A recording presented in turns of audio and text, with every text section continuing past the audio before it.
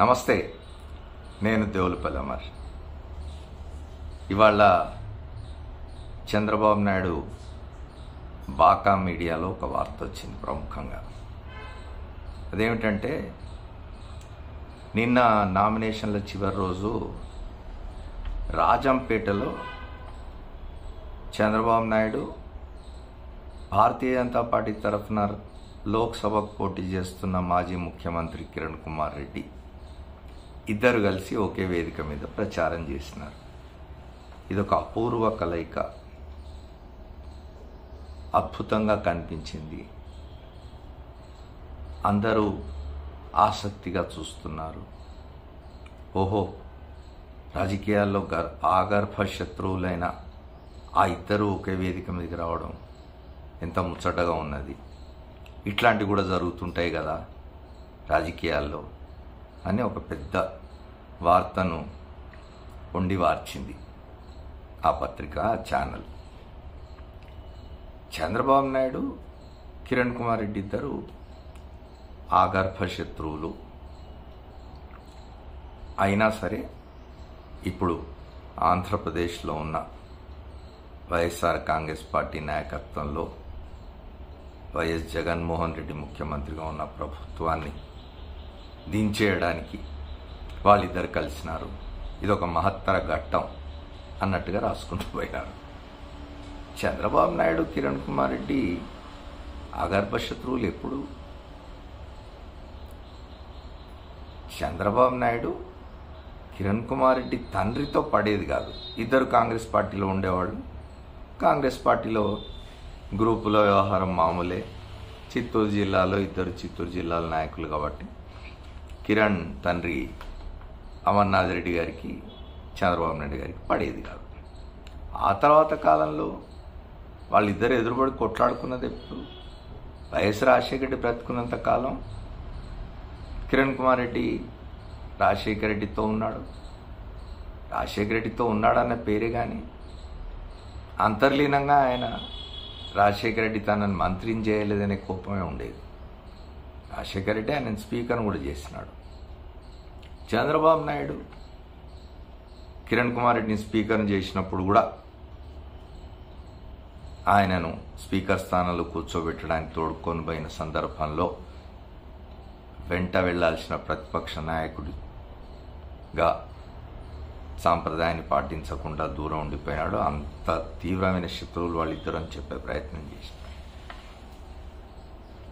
ఈ రాతలు రాస్తున్న వాళ్ళకి చెప్పాల్సిన విషయం ఇంకోటి ఏంటంటే, రాజశేఖర రెడ్డి గారు చనిపోయిన తర్వాత రాజశేఖర రెడ్డి ప్రతిష్టని, రాజశేఖర రెడ్డికి ప్రజల్లో ఉన్న ఒక గొప్ప ఇమేజ్ని దెబ్బతీయడానికి లేదా తుడిచిపెట్టేయడానికి ప్రారంభమైన ప్రయత్నాల్లో చంద్రబాబు నాయుడు, కిరణ్ కుమార్ రెడ్డి ఇద్దరు చేయి కలిపి నడిచిన మాట అందరికీ తెలిసిందే. వైఎస్ జగన్మోహన్ రెడ్డి మీద అడ్డగోలుగా కేసులు పెట్టి ఆయనను 16 మాసాలు జైలుకు పంపడంలో చంద్రబాబు నాయుడు, కిరణ్ కుమార్ రెడ్డి ఇద్దరు కలిసి చేసింది తెలియంది ఎవరికి? కిరణ్ కుమార్ రెడ్డి ముఖ్యమంత్రిగా, చంద్రబాబు నాయుడు ప్రతిపక్ష నాయకుడిగా ఇద్దరు కలిసే కదా ఇవన్నీ చేసింది.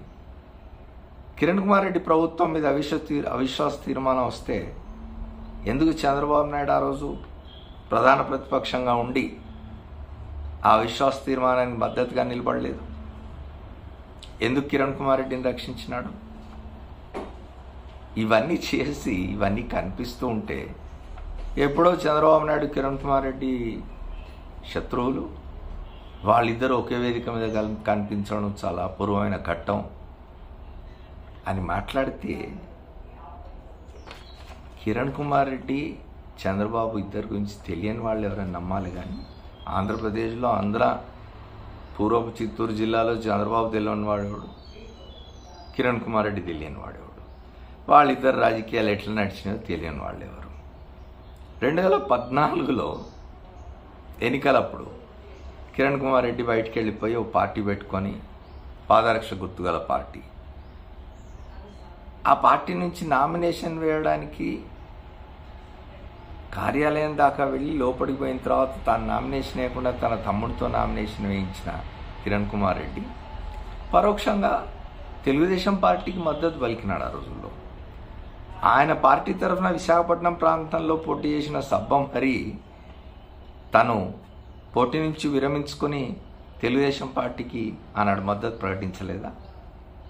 ఇవాళ కొత్తగా చంద్రబాబు నాయుడు కిరణ్ కుమార్ రెడ్డి స్నేహం చేస్తున్నదేం లేదు.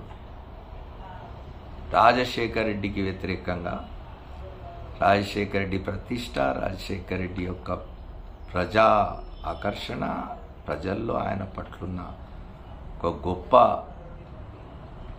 ఆరాధనాభావం, వీటన్నిటినీ తుడిచిపెట్టేయడానికి వాటిని వారసత్వంగా తెచ్చుకున్న జగన్మోహన్ రెడ్డిని కూడా బలహీనపరచడానికి, ఆయన రాజకీయాల్లో లేకుండా చేయడానికి 2009 నుంచి జరిగిన అన్ని ప్రయత్నాల్లో చంద్రబాబు నాయుడు కిరణ్ కుమార్ రెడ్డి కలిసే ఉన్నారు. రాజకీయాల్లో చెప్పుకోవడానికి ఏ పార్టీలో ఉన్నా వాళ్ళిద్దరూ వైఎస్ కుటుంబ వ్యతిరేక పన్నాగాలన్నిట్లో మిత్రులే.